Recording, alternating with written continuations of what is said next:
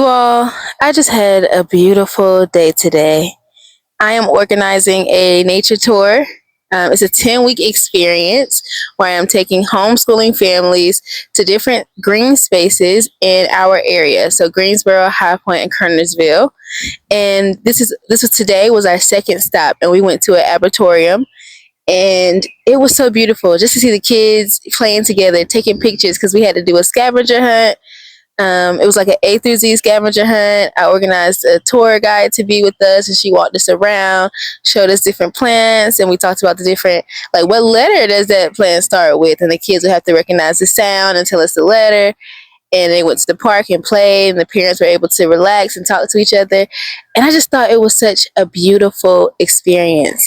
And so I'm here to talk to you all about why, as a homeschooling family, as a homeschooling parent, you need community.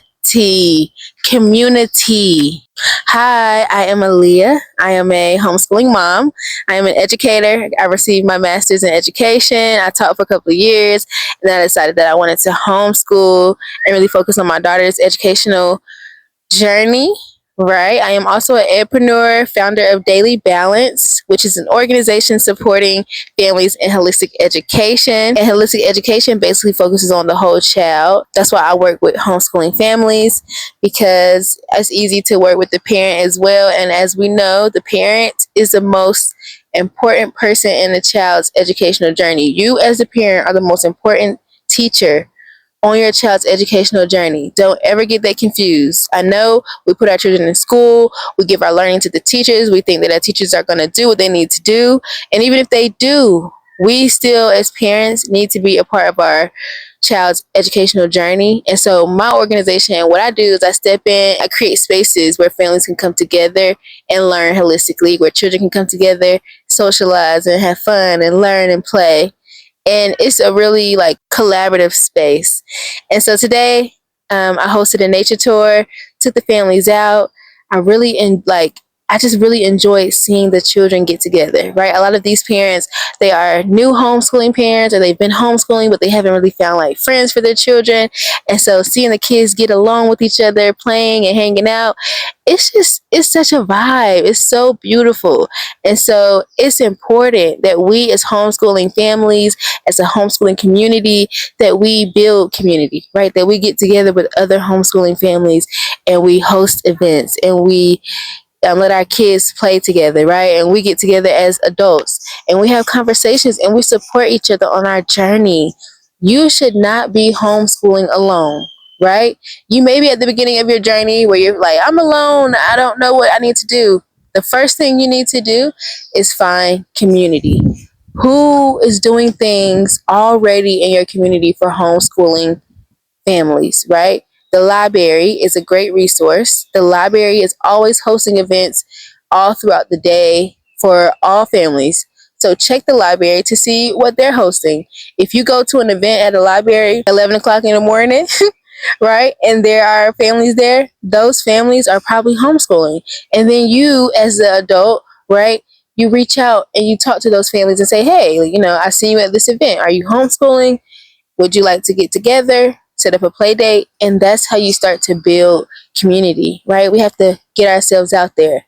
So start with the library. The recreation center is also another great place for you to try to go and find homeschooling community. You could do what I'm doing, right? Which is starting an organization where I support homeschooling families.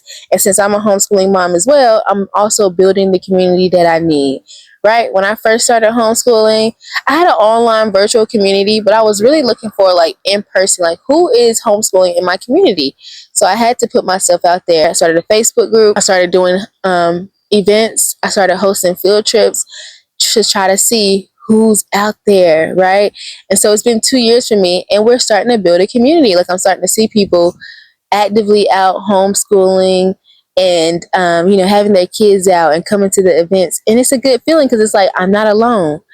You are not alone on this journey. Even if you feel like it, you're not alone. You just have to go out there and find the community. It's going to be a little bit harder because we don't have easy access to people. Like children are not going to have easy access to friends when they're homeschooling. You have to be intentional about making friends, about going out, about meeting other families. That is an intentional act, because you could just stay in the house all day, right? But then that's why people will bring up the socialization piece. You have to be active. If you want your kids to be social, you have to get them out, right? You have to talk to them yourselves as parents, but also allowing them to talk to kids in their own age and meeting other people outside of their own demographic, right? That's the beautiful thing about homeschooling, is that I'm meeting so many diverse people. That kind is getting, I feel like, a really good experience of the world in general and how we are all different and diverse, right? We have some friends that are autistic. We have some friends that speak Spanish. We have some friends that have different color hair, right? Like, it's beautiful that, I don't see in homeschooling, in the homeschooling community that I'm trying to create, right? Is that there is not all of these like combative things. The kids are never really fighting and arguing over, what clothes you're wearing, what you look like. There's minimal bullying, right? Because we're being intentional about building a community. I want to encourage you to get out there, find your tribe, find your community, see what people are doing. Co-ops, right? There are a lot of co-ops. You have to go and do some searching and finding, but you can find a co-op or you can start one. And I'm not saying that it's easy to start, and that'll be another conversation or a video that I can have, but you can start one. You can start your own micro school, right? To be able to find families. Or you can go out and find a micro school. But there are communities out there that support homeschooling families. Like I said, co-ops, micro schools, the library, recreations, finding families, right? And having those important conversations. If you are worried about something, talk to someone. Don't just be all in your head or just researching it. You have to get someone who actually have lived through the experience, right? That's why I love talking to veteran homeschoolers. I will sit down with a veteran homeschooler and listen to their whole journey of how they got from point A to point B of graduating their children, right? Because you can, as a homeschooling parent, go through high school and graduate your child homeschooling. So these are conversations that you need to have, especially as a beginner. Listen to the people that are doing it and already have done it, right? Go out there, do your research. Go out there on YouTube and maybe look at some videos. I'm not saying compare yourself. I'm just saying listen. Go listen to podcasts. I have a podcast, Daily Conversations, where I interview homeschooling parents, entrepreneurs, creatives, anyone who is trying to make an impact on their community and wants to share their story. So there are a lot of good episodes where we're talking about learning, we're talking about homeschooling and how to build a community. That was my very first podcast about how to build a community, how you have to be active.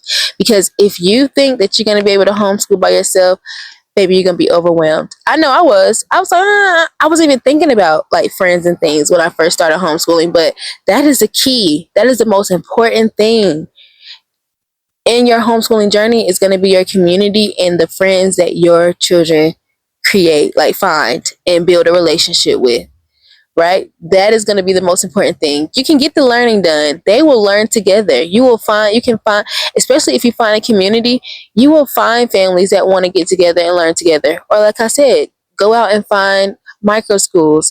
But friends are still important. You still need to set the play dates, right?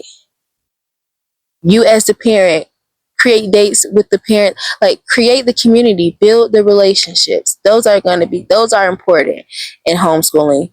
That is going to be the most important thing that you really need to focus on. I started of course, learning, but my goal was to build a community. And right now my Facebook group is around 200 and something families.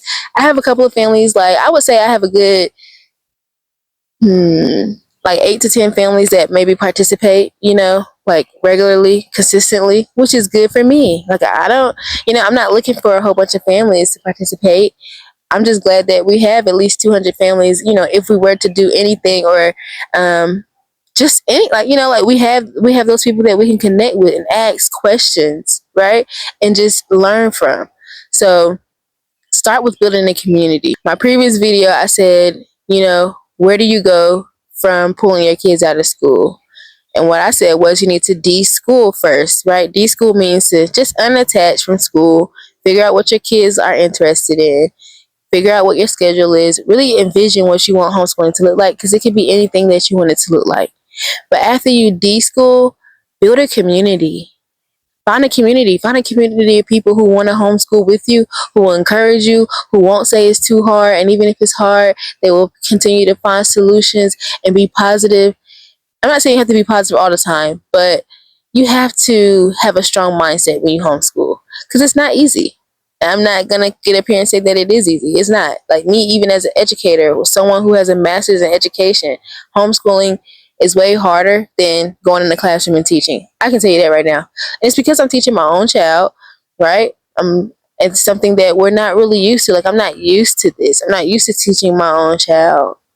I'm not used to being at home all the time. There were a lot of things that I didn't think about when it came to homeschooling. So there are things that I have to work out myself. I still have to de-school.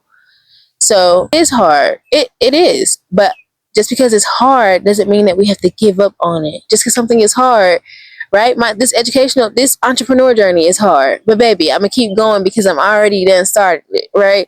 And at the end of the day, with the entrepreneur journey, or even with the homeschooling journey, sometimes we have to pivot. Sometimes we have to do things. You may have to put your child in micro school. You may have to, find a tutor. That is okay. But if you build a community of people who will encourage you to keep moving forward, who will give you advice, who will, you know, be there with you, who will do play dates and all these other things, then you will feel supported and want to keep moving forward. I know those families today, they were so happy to see their kids playing with other kids and just being out and learning, right? And I didn't have a standard or anything like that. It's just, let's go out, let's take pictures. There are other skills that we can learn how to do that will allow us to do good on our academic skills. Sometimes you have to build the confidence first, right? Those soft skills, so that kids can build academic skills. Kids need confidence. They need creativity. They need hand-eye coordination skills, motor skills. Those things are important when it comes to academics as well. Resilience, perseverance, communication.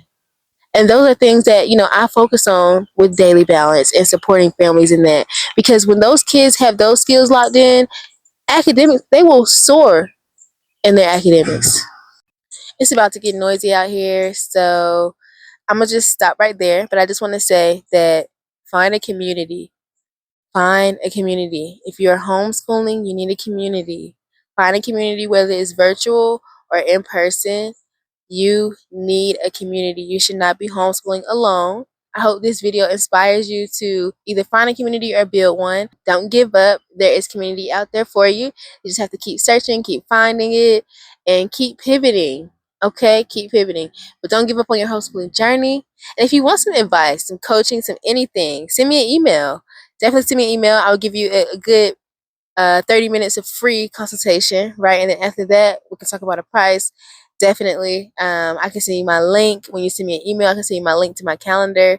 My email is in the description box. Don't forget to like and subscribe. And yeah, I'll see you on the next video. Peace.